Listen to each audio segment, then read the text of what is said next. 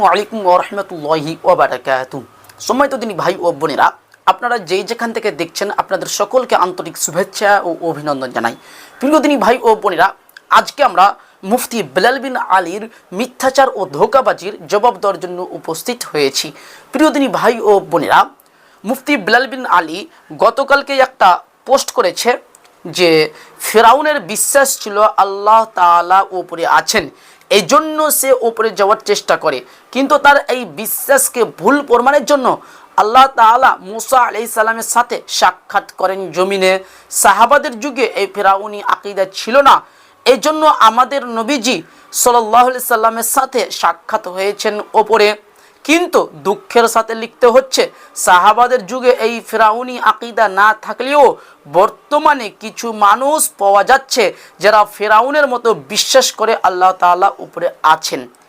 প্রিয় দর্শক মণ্ডলী, অর্থাৎ মুসা আলাইহিস সালাম আল্লাহ সুবহানাহু ওয়া তাআলা আরশে আছেন এটা বিশ্বাস করতেন না, এই বিশ্বাস ফেরাউন নাকি করতেন। আস্তাগফিরুল্লাহ। প্রিয় দর্শক মণ্ডলী, এটা সম্পূর্ণ বেলাল বিন আলী জাহমির মিথ্যাচার মুসা আলাইহিস সালামের উপর। প্রিয় দর্শক মণ্ডলী, আজকে আমরা আপনাদেরকে দেখাবো তাদের বই থেকে, তাদের ইমাম থেকে দেখাবো যে ফেরাউনের আকীদা কি ছিল এবং মুসা আলাইহিস সালামের আকীদা কি ছিল। প্রিয় দর্শক মণ্ডলী,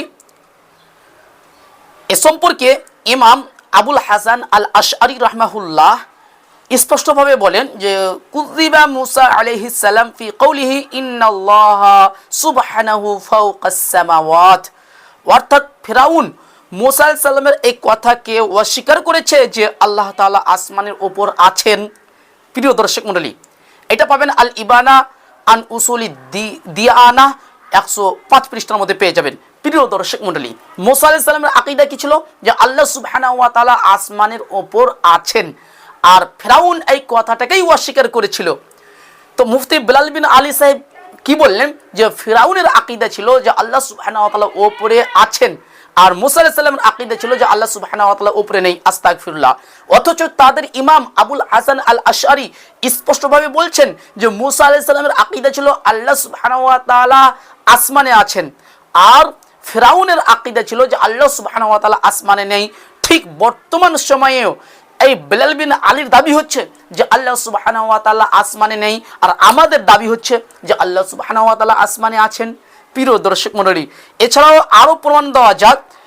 আল্লামা ইবনে আবিল ইজ আল হানাফি রাহমাহুল্লাহ, যিনি 792 হিজরিতে মৃত্যুবরণ করেন, তিনি বলেন যে মান নাফাল উলুওয়া মিনাল জাহমিয়াতি ফাহুয়া ফিরআউনি ওয়া মান আথবাতাহু ফাহুয়া মুসাউই মুহাম্মাদি। অর্থাৎ যেই ব্যক্তি আল্লাহ তাআলার সত্তাকে আরশের উপর সুউচ্চ হওয়াকে অস্বীকার করবে সে একজন ফেরাউনি। অর্থাৎ যে ব্যক্তি অস্বীকার করবে যে আল্লাহ সুবহানাহু ওয়া তাআলা আসমানে নেই, তাহলে সেই ব্যক্তি হচ্ছে ফেরাউনি। আর যে ব্যক্তি তা স্বীকার করে সে হচ্ছে মুসাউই এবং মুহাম্মাদি। অর্থাৎ যারা স্বীকার করে যে আল্লাহ সুবহানাহু ওয়া তাআলা আরশে আছেন তারাই হচ্ছে মুসাউই এবং তারাই হচ্ছে মুহাম্মাদি, যেটা পাবেন আপনি শারহুল আকীদাতি তাহাউইয়াহ 186 নম্বর পৃষ্ঠার মধ্যে স্পষ্টভাবে পেয়ে যাবেন। প্রিয় দর্শক মণ্ডলী, এখানে বেলাল বিন আলী জাহমি স্পষ্টভাবে ফেরাউনি প্রমাণিত হলো, আর যারা আকীদা রাখে যে আল্লাহ সুবহানাহু ওয়া তাআলা আরশে আছে তারা স্পষ্টভাবে মুহাম্মাদি প্রমাণিত হলো তাদের ইমাম এবং তাদের আকাবির থেকে। প্রিয় দর্শক মণ্ডলী, আসলে এই বেলাল বিন আলী জাহমি না তাদের ইমাম আবুল হাসান আল আশআরীকে মানে না মাতুরিদিকে মানে, তারা কাউকেই মানে না, তারা নিজেদের মন মতো চলে। যদি তারা তাদের আকাবিরগুলোকে মানত তাহলে কখনোই এইভাবে মুসা আলাইহিস সালামের উপর মিথ্যাচার করতেন না। মূলত মুফতি বেলাল বিন আলী এটাই বলতে চেয়েছেন যে মুসা আলাইহিস সালাম আল্লাহ কি বিশ্বাস করতো না? নাউযুবিল্লাহি মিন যালিক। প্রিয় দর্শক মণ্ডলী, আল্লাহ সুবহানাহু ওয়া তাআলার কাছে দোয়া করি, হে আল্লাহ তুমি আমাদের সকলকে এই ধরনের বাতিল আকীদা থেকে হেফাজতে রাখুন, আমিন। প্রিয় দর্শক মণ্ডলী, আল্লাহ সুবহানাহু ওয়া তাআলা আরশে আছে এটাই সঠিক কথা, আর আল্লাহ সুবহানাহু ওয়া তাআলা আরশে নেই এটা হচ্ছে বাতিল কথা, এটা হচ্ছে জাহমিয়াদের কথা। আল্লাহ সুবহানাহু ওয়া তাআলা আমাদের সকলকে এই ফিতনাবাজ বেলাল বিন আলী থেকে হেফাজতে রাখুন, আমিন। আসসালামু আলাইকুম ওয়া রাহমাতুল্লাহি ওয়া বারাকাতুহু।